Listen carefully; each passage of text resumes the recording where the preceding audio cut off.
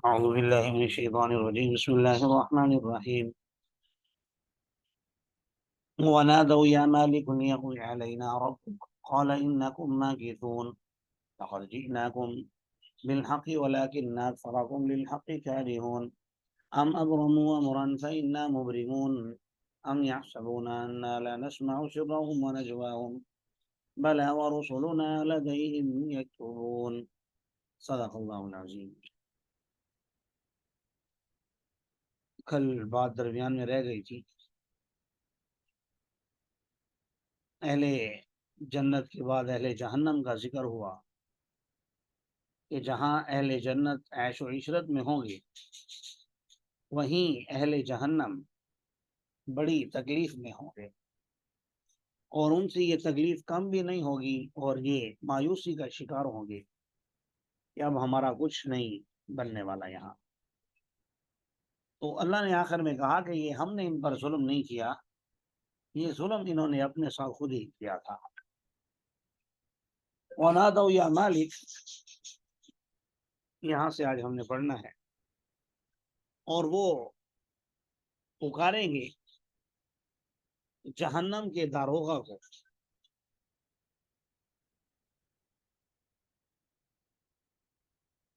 کہ اے مالک، چاہیے کہ ہم پر آپ کا رب فیصلہ کر دے. وہ جواب میں کہے گا یقیناً تم اسی میں ٹھہرنے والے ہو. فیصلے کا مطلب ہمیں موت دے دے، لیکن وہاں موت بھی نہیں آئے گی، کیونکہ زندگی میں بھی آپ دیکھتے ہیں بعض حالات ایسے ہوتے ہیں کہ انسان تنگ آ کر کہتا ہے کہ میں مر جاؤں بس میری جان چھوٹ جائے، لیکن وہاں مرنے سے بھی جان نہیں چھوٹے گی کیونکہ موت آئے گی ہی نہیں. بلکہ روایات میں آتا ہے کہ موت کو بھی قیامت کے دن ایک میڈے کی شکل میں ذبح کر دیا جائے گا اور وہ بھی ختم ہو جائے گی، موت بھی ختم. اہل جنت کی زندگی بھی ہمیشہ کی زندگی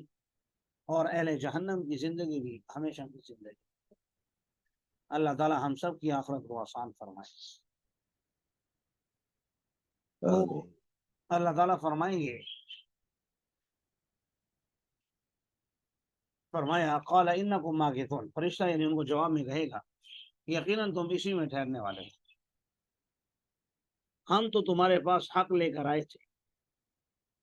لیکن تم میں سے اکثر حق کو ناپسند کیا کرتے تھے. یعنی دنیا میں جب بھی تمہارے سامنے حق بات آئی اور وقت آیا اس بات کا کہ تم اس پر ایمان لے آؤ اور اس کو مان لو، اطاعت کر لو تاکہ آخرت میں کامیاب ہو جاؤ، تو تمہیں وہاں اپنی کامیابی کے بجائے ناکامی نظر آنے لگی. تمہیں اس حق کو قبول کرنے میں پریشانی محسوس ہونے لگی. جیسے آج دیکھ لیں، ہمیں نماز پڑھنے میں، زکوٰۃ دینے میں، حج کرنے میں، روزے رکھنے میں، جو بھی دین کے کام ہیں وہ کرنے میں ہمیں پریشانی ہوتی ہے. تو فرمایا کہ تم میں سے اکثر لوگ حق کو ناپسند کرتے تھے. ام ابرموا امرا فإنا مبرمون، کیا انہوں نے کچھ کرنے کا، کچھ تدبیر کرنے کا، مکر و فریب کا کیا فیصلہ کر لیا؟ انہوں نے کوئی فیصلہ کر لیا اپنے طور پر؟ تو یاد رکھو پھر فإنا مبرمون، ہم بھی فیصلہ کرنے والے ہیں. کیا یہ لوگ یہ سوچ رہے ہیں کہ ہم ان کی راز کی باتیں نہیں جانتے، نہیں سنتے ہم ان کی سرگوشیاں؟ کیوں نہیں. وَرُسُلُنَا لَدَيْهِمْ يَكْتُبُونَ، ہمارے تو مقرر کردہ قاصد فرشتے ان کے پاس بیٹھ کر سب کچھ لکھ رہے ہیں. آپ کہہ دیجئے اگر رحمان کی کوئی اولاد ہوتی انا اول العابدین، تو سب سے پہلے اسے ماننے والوں میں سے میں ہوتا. اس کا یہ مطلب ہرگز نہیں ہے کہ اللہ تعالیٰ کی اولاد ہونے کا کوئی امکان ہے اگر سے جو بیان کیے نہ، بلکہ یہ بفرض المحال بات کی گئی ہے کہ اگر اللہ کی کوئی اولاد ہوتی تو چونکہ میں پیغمبر ہوں سب سے پہلے اس پر ایمان میرا ہوگا، لیکن ایسی کوئی بات ہے ہی نہیں. میرا رب تو پاک ہے، جو آسمانوں اور زمین کا رب ہے، عرش عظیم کا رب ہے، پاک ہے ان باتوں سے جسے یہ بیان کر رہے ہیں.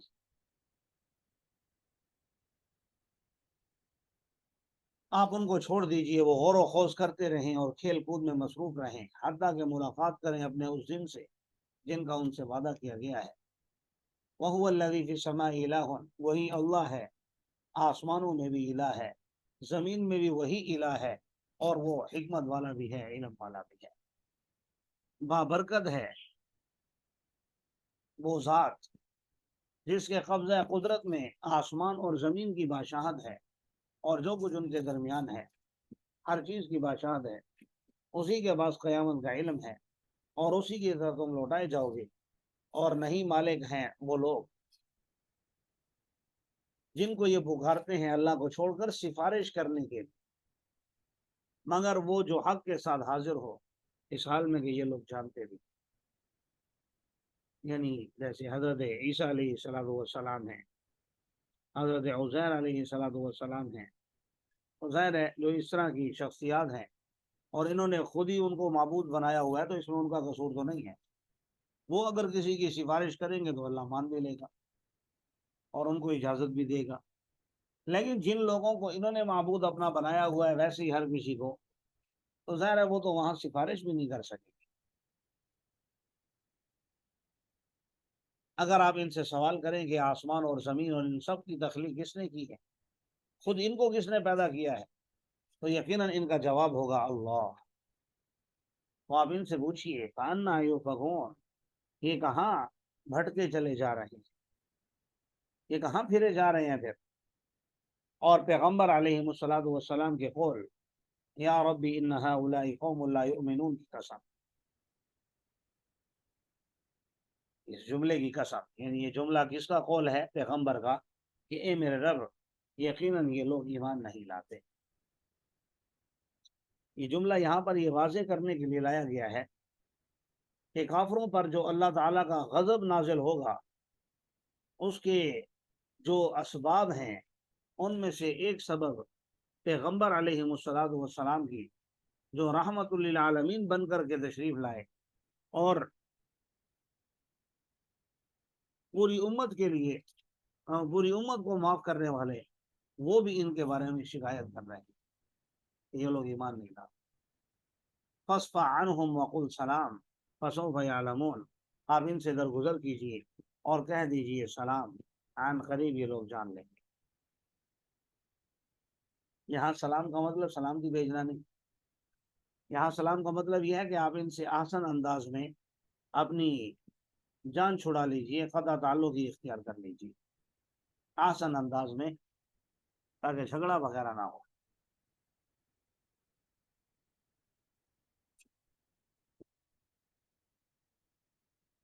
جی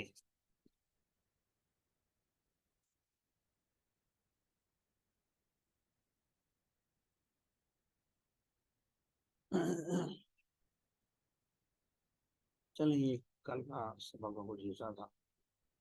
آگے ایک رکوع بھی پڑھ لیتے ہیں۔ سورۃ الدخان ہے۔ بسم اللہ الرحمن الرحیم، حامیم والکتاب المبین، انا انزلناہ فی لیلۃ مبارکہ انا کنا منذرین۔ حامیم واللہ اعلم بمرادہ، قسم ہے واضح کتاب کی، یقیناً ہم نے اس قرآن کو اتارا ہے ایک برکت والی رات میں، یقیناً ہم ڈرانے والے ہیں۔ ایسی رات جس میں ہر حکمت والا معاملہ ہماری طرف سے صادر ہوتا ہے، یقیناً ہم بھیجنے والے ہیں۔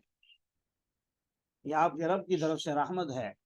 یقیناً وہ سب کچھ سنتا بھی ہے، سب کچھ جانتا بھی ہے۔ یہاں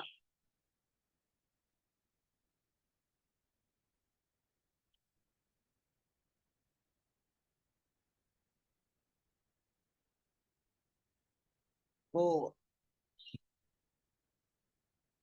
یہاں پر اس سورت کے آغاز میں اللہ تبارک و تعالیٰ نے ایک رات کا ذکر فرمایا۔ یہ رات کون سی ہے؟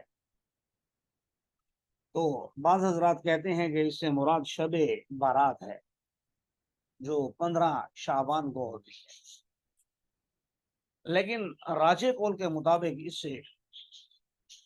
15 شعبان نہیں ہے، راجح قول کے اس سے مراد وہ رات ہے جو جسے ہم شب قدر کہتے ہیں، جو رمضان المبارک کے آخری عشرے میں ہوتی ہے، کیونکہ یہاں چونکہ قرآن کی بات ہوئی کہ قرآن کو ہم نے نازل کیا، تو قرآن نازل ہوا شہر رمضان الذی انزل فیہ القرآن، رمضان کے مہینے میں، اور رمضان کے مہینے میں پھر خاص کر انا انزلناہ فی لیلۃ القدر وما ادراک ما لیلۃ القدر، تو شب قدر میں۔ ہاں یہ بات ہے کہ قرآن کا نزول 2 مرتبہ ہوا، ایک مرتبہ لوح محفوظ سے آسمان دنیا پر، اور دوسرا آسمان دنیا سے رسول اللہ صلی اللہ علیہ وسلم کے قلب اطہر پر 23 سال کے عرصے میں۔ لوح محفوظ سے جو آسمان دنیا پر ہوا یہ ایک ہی رات میں ہوا جس کا یہاں ذکر ہے، اور آسمان دنیا سے رسول اللہ صلی اللہ علیہ وسلم پر 23 سال کے عرصے میں تھوڑا تھوڑا کر کے 1 آیت 2 آیتیں، 1 سورت 2 سورتیں 1.5 سورت، جتنی ضرورت تھی اس کے مطابق قرآن نازل ہوتا رہا، تو یہاں پر پہلی مرتبہ کے نزول کا ذکر ہے، اور یقیناً اس رات میں بڑے بڑے فیصلے بھی ہوتے ہیں۔ فرمایا رب السماوات والارض وما بینہما، اللہ کی ذات کو آسمانوں اور زمین کی اور جو کچھ ان کے درمیان ہے ہر چیز کی اللہ تبارک و تعالیٰ کی ذات پرورش کرنے والی ہے، اگر تم یقین کرنے والے۔ نہیں ہے کوئی الہ مگر وہی زندگی بھی دیتا ہے اور موت بھی دیتا ہے، بلکہ تمہارا بھی رب ہے اور تمہارے پہلے آباء و اجداد کا بھی رب ہے، لیکن یہ لوگ شک میں پڑھ کر کھیل کود میں مصروف ہیں۔ انہیں خبر ہی نہیں ہے کہ کیا ہونے والا ہے کل، انہیں احساس ہی نہیں ہے کہ مرنے کے بعد ابدی زندگی شروع ہونے والی ہے، انہیں کچھ احساس ہی نہیں ہے کہ کل ان کے ساتھ کیا ہوگا۔ لہذا فارتقب یوم تأتی السماء بدخان مبین، آپ انتظار کیجئے جس دن آسمان پر واضح طور پہ دھواں آ جائے گا، یغشی الناس، جو لوگوں کو ڈھانپ لے گا، ھذا عذاب علیم، یہ دردناک عذاب ہے۔ سورت کا نام بھی آپ نے دیکھا ہے دخان تھا، اس دھوئیں سے کون سا دھواں مراد ہے؟ تو بعض نے تو اسے قیامت کی علامات کبریٰ میں شمار کرتے ہوئے، علامات کبریٰ کہتے ہیں بڑی علامات، جیسے ظہور مہدی علیہ الصلوۃ والسلام، اور نزول عیسیٰ علیہ الصلوۃ والسلام، اور خروج دجال، اور ورود یاجوج ماجوج، یہ جو بڑی بڑی علامات ہیں، تو ان علامات میں سے ایک علامت یہ ہے کہ قرب قیامت میں ایک دھواں ہوگا، جس سے ایمان والوں کو تو صرف شاید زکام کا ذکر آتا ہے کہ زکام لگ جائے گا، لیکن دوسروں کے لیے یہ بڑی، کافروں کے لیے بڑا تکلیف کا باعث ہوگا۔ اور بعض نے کہا کہ اس سے مراد حقیقی دھواں نہیں ہے، اس سے مراد وہ قحط سالی ہے جو حضرت عمر رضی اللہ تعالیٰ عنہ کے دور میں آئی تھی، جس میں لوگ درختوں کی چھال کھانے پر مجبور ہو گئے تھے، پتے کھانے پر مجبور ہو گئے تھے، بھوکا رہ رہ کے ان کا عالم یہ تھا کہ جب آسمان کی طرف دیکھتے تو بھوک کی وجہ سے انہیں دھندلا دھندلا سا نظر آتا تھا، تو بعض نے اسے بیان کیا ہے۔ اور آج کل تو سوشل میڈیا کا دور ہے، ماشاءاللہ ہر بندہ مفتی بنا ہوا ہے، تو 2-4 سال پہلے آپ نے دیکھا ہوگا سموگ بہت زیادہ ہوتی تھی، آج کل بھی فوگ ہے، جس کی وجہ سے جمعہ ہفتہ اتوار چھٹی ہوتی ہے، تو بہرحال پہلے 2-4 سال پہلے اگر آپ چلے جائیں تو اس وقت بھی بہت زیادہ دھند ہوا کرتی تھی، یا سموگ آپ اس کو کہہ لیں، جس میں کچھ نظر نہیں آتا تھا،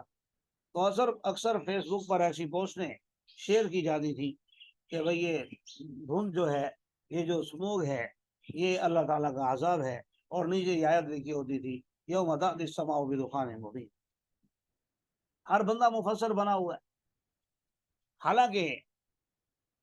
اس میں ایسی کوئی بات نہیں تھی، اور اگر تھی بھی تو پھر بدعمالیوں سے باز آنا چاہیے تھا۔ سب کو راہ راست اختیار کرنا چاہیے تھا، ایسا کسی نے بھی نہیں کیا۔ اللہ کا جب عذاب آتا ہے پھر اس کے بعد مہلت نہیں ملا کرتی۔ آگے آپ پڑھیں گے ابھی، ربنا اکشف عنا العذاب، کہ ہمارے رب ہم سے اس عذاب کو دور کر دے، ہم ایمان لانے والے ہیں۔ لیکن اللہ کہہ رہا ہے ان لهم الذکریٰ، ان کے لیے کہاں ہوگا نصیحت حاصل کرنا، حالانکہ ان کے پاس پہلے واضح طور پر رسول آیا تھا۔ ثم تولوا عنہ، لیکن انہوں نے اس پیغمبر سے پیٹھ پھیری اور کہنے لگے معلم مجنون، یہ تو سکھایا ہوا مجنون ہے۔ یقیناً اگر ہم ان سے تھوڑی دیر کے لیے عذاب کو ہٹا بھی دیں، انکم عائدون، یقیناً تم دوبارہ لوٹنے والے ہو۔ اور یہ انسان کی فطرت بھی ہے، گویا جب مصیبت آتی ہے سیدھا ہو جاتا ہے، لیکن جیسے ہی مصیبت ختم ہوتی ہے دوبارہ پھر الٹی حرکتوں میں لگ جاتا ہے۔ فرمایا دیکھو دنیا میں تو ایسے چل رہا ہے، لیکن آخرت میں ایسا نہیں ہوگا۔ جس دن ہم بڑی پکڑ میں پکڑیں گے، انا منتقمون، یقیناً اب ہم انتقام لینے والے ہیں۔ ہم نے تو ان سے پہلے قوم فرعون کو بھی آزمایا تھا، اور ہم نے ان کے پاس بھی ایک معزز رسول موسیٰ علیہ السلام یہ پیغام دے کر بھیجا تھا، ان ادو الی عباد اللہ، انہوں نے آ کر اعلان کیا کہ اللہ کے بندوں کو میرے حوالے کر دو، یقیناً میں تمہارے طرف رسول بن کر کے آیا ہوں، امانت دار بھی، اور اللہ پر سرکشی مت کرو، اللہ سے آگے بڑھنے کی کوشش مت کرو، یقیناً میں تمہارے پاس واضح دلیل لے کر آیا ہوں۔ لیکن یہ لوگ یعنی فرعون اور اس کا لشکر موسیٰ علیہ السلام کو دھمکیاں دینے لگے، اور موسیٰ علیہ السلام نے پھر آگے سے کہا کہ یقیناً میں اپنے اور تمہارے رب کی پناہ میں آتا ہوں کہ تم مجھے رجم کرو، اگر تم مجھ پر ایمان نہیں لائے، اگر تم مجھ پر ایمان نہیں لاتے تو مجھے جدا کر دو، مجھے یہاں سے جانے دو۔ پھر اس نے اپنے رب کو پکارا کہ میرے رب یہ مجرم لوگ ہیں، ایمان نہیں لا رہے۔ تو اللہ تعالیٰ نے حکم دیا فاسری بعبادی لیلا، آپ میرے بندوں کو لے کر چلیے راتوں رات، اور یاد رکھیے تمہارا پیچھا کیا جائے گا۔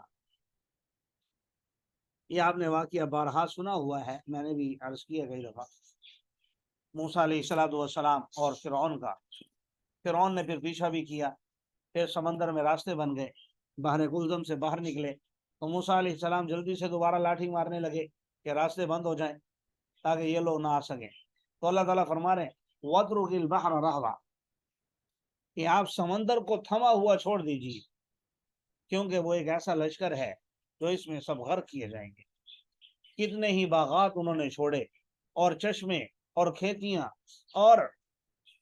عمدہ قسم کے مقامات اور آرام دہ سامان جس میں وہ مزے سے رہ رہے تھے،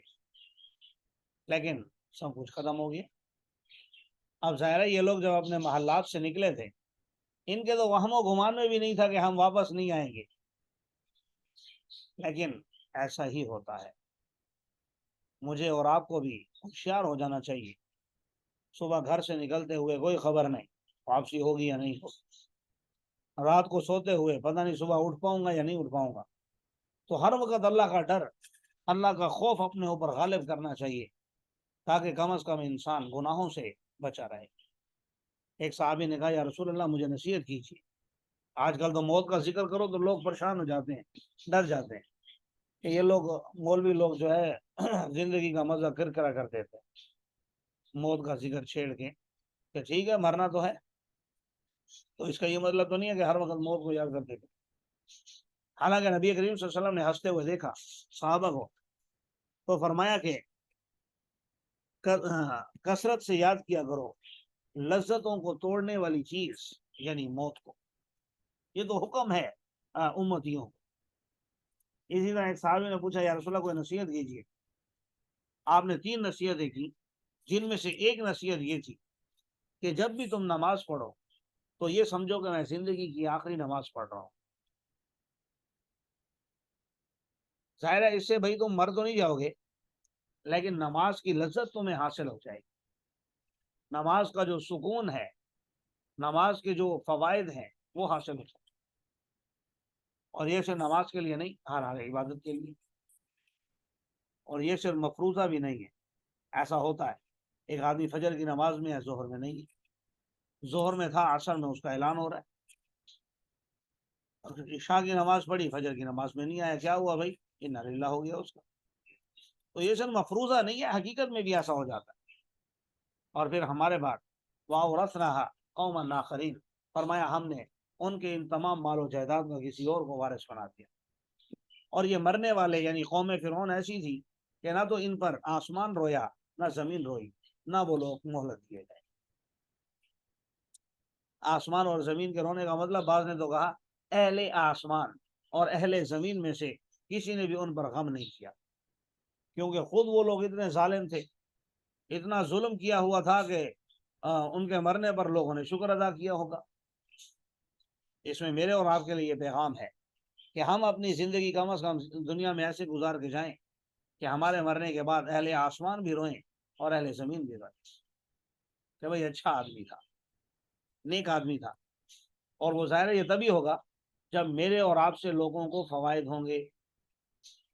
ہم تو جو کچھ کرتے ہیں اپنے بچوں کے لیے بس، اور بچے مرنے کے بعد قبر پر بھی نہیں آتے۔ بھئی ہر ایک کے لیے نیکی کرنی ہے، صرف اپنے بچوں کے لیے نہیں۔ ٹھیک ہے، خرچ کرنے میں خاص کر بندہ ترجیح اپنی اولاد کو دیتا ہے، اپنی بیوی کو دیتا ہے، لیکن ماں باپ پر بھی خرچ کرنا ہے، بہن بھائیوں پر بھی خرچ کرنا ہے، اپنے رشتہ دار دوست احباب پر بھی خرچ کرنا ہے، اپنے ملنے ملانے والوں پر بھی خرچ کرنا ہے، تاکہ پیسہ ایک ایسی چیز ہے کہ اس میں بڑی طاقت ہوتی ہے۔ جب کوئی انسان مرتا ہے اور وہ کسی کا تعاون کرتا ہو تو پھر کم از کم وہ لوگ تو اس کو یاد رکھتے ہیں کہ اس کی وجہ سے میری زندگی آسان بنی ہوئی تھی۔ اور بعض نے یہ کہا کہ آسمان کے رونے سے مراد حقیقت میں آسمان، اور زمین کے رونے سے مراد حقیقت میں زمین ان پر نہیں روئی۔ اور جب نیک لوگ مرتے ہیں تو روتے ہیں یہ دونوں۔ اس کا کیا مطلب ہوگا؟ تو اس کا مطلب بھی احادیث سے ثابت ہے کہ ہمارے اعمال جو اوپر جاتے ہیں ان کے لیے باقاعدہ جگہ بنی ہوئی ہے۔ جب اس جگہ سے ہماری نیکیاں نہیں گزرتی، پتہ چلتا ہے کہ فلاں بندے کا انتقال ہو گیا، تو وہ آسمان روتا ہے کہ آج اس کے بعد اس کی نیکیاں یہاں پر نہیں آئیں گی۔ اسی طرح زمین کے حوالے سے بھی آپ نے پڑھا ہوگا یقیناً، رسول اللہ صلی اللہ علیہ وسلم کا ارشاد کہ زمین پر چلنے والا جب کوئی نیک آدمی مرتا ہے تو زمین اس کی خبر اس کو کہتی ہے آ جاؤ، میرے اوپر چلنے والوں میں سب سے تم بہترین آدمی تھے، سب سے مجھے تم زیادہ پسند تھے، اور میں تمہارے انتظار میں تھی، آج تم دیکھ لو گی میں تمہارے ساتھ کتنا اچھا سلوک کرتی ہوں۔ اور اگر مرنے والا کوئی برا آدمی ہو تو زمین کہتی ہے کہ میرے اوپر چلنے والوں میں تو بدترین آدمی تھا، سب سے تو زیادہ مجھے ناپسند تھا، آج تو میرا سلوک دیکھ لے گا جو میں تیرے ساتھ کروں گی۔ تو یقیناً ہم جہاں نیکیاں کرتے ہیں، جہاں بیٹھ کر اس وقت آپ قرآن پڑھ رہے ہیں یا جہاں بیٹھ کر میں پڑھا رہا ہوں، یقیناً یہ جگہ بھی قیامت کے دن اس بات کی گواہی دیں گی کہ ہم نے یہ عبادت کی تھی۔ اللہ تعالیٰ سے دعا ہے کہ اللہ تعالیٰ ہماری یہ نیکیاں قبول بھی فرمائے۔